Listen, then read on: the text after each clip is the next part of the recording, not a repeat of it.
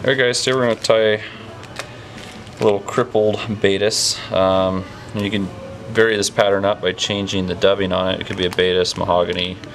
You can even do pink or purple versions, but basically you just vary the color of dubbing you want on here and the color of ultra wire. So this one's going to be Baetis. We're going to tie it on number 16. I like the scud pupa hook for this because it's a crippled fly. I'm going to use all of 8/0 thread, some deer hair, some hackle. You can use gray or tan, brown, whatever you want.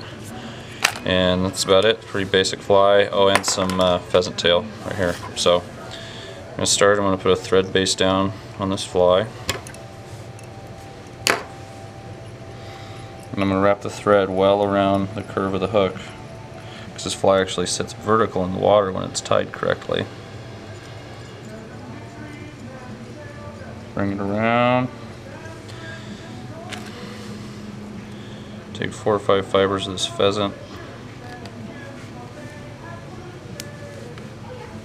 I'm going to cut this little stem off, and I'm going to even out these fibers so the tips are even.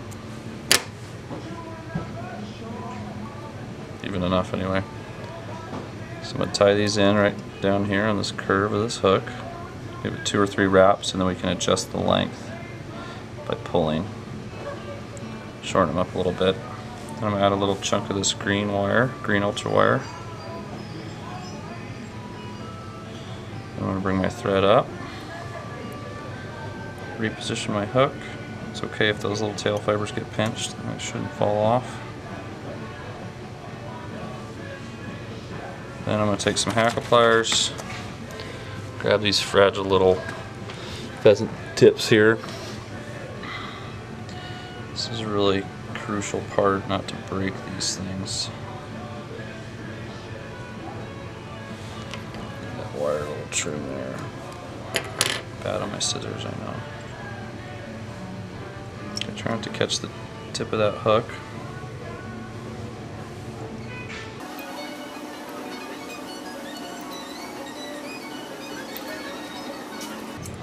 I found this fly works good on most rivers, even the ones where the fish are picky, like the Missouri or Henry's Fork. This is a great fly for those rivers.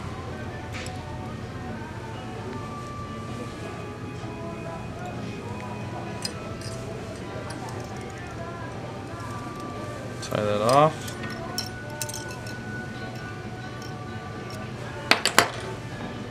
Got a trim. I'm gonna bring this wire forward. The wire just is going to add some strength. This fly doesn't get beat up so quick, and it helps the fly sit vertical in the water by putting some weight on the butt of the fly.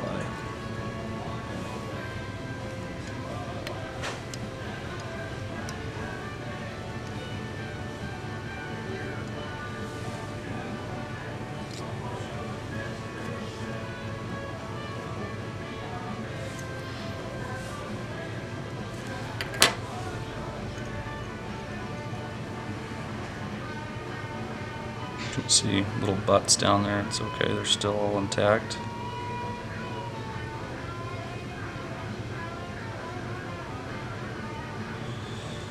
I'm going to add a little dubbing here.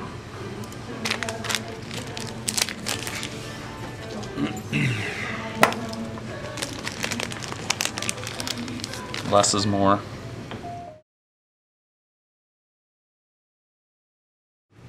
And you can use any olive dubbing. This is just what I had laying around. UV2 dubbing works good. Make a dubbing noodle. Don't get it too thick.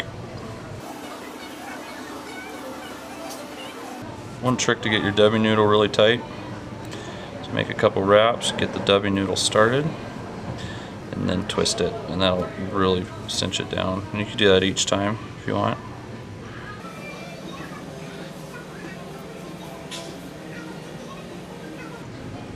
Okay, that's enough.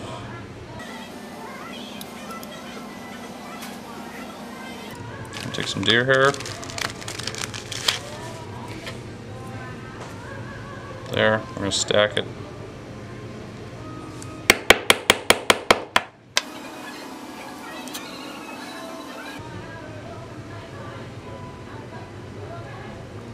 Up here, I'm going to put a wrap around the deer hair and kind of bunch it together before I cinch it down on the hook.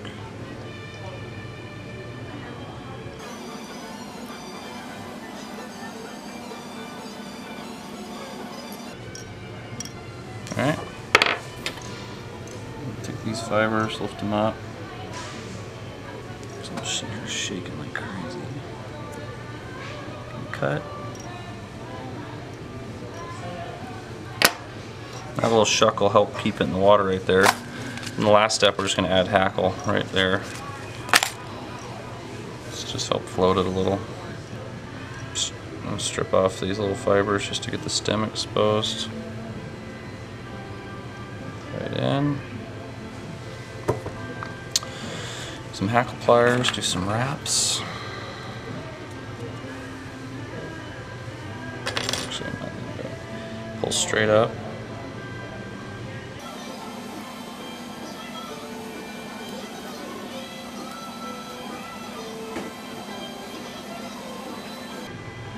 Like so. It's looking pretty good.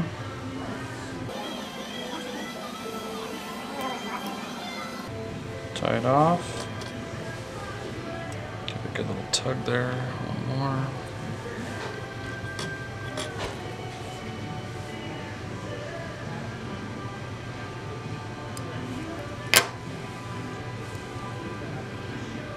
Bring my little deer hair up. Get it around the eye. John, line one.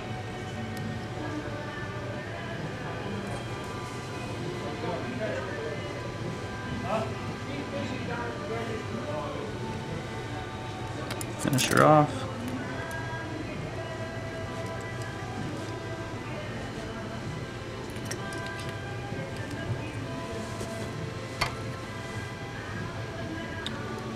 Voila. And then when you fish this fly, just add your floatant to this front part here. Don't put any on the back. When the fly is in the water, it'll actually sit like that. It'll sit vertical in the water, so 2/3, 3/4 of this fly is actually underwater. It's a great emerger pattern. Test it in your tank, whatever you want, but it's one of my favorites.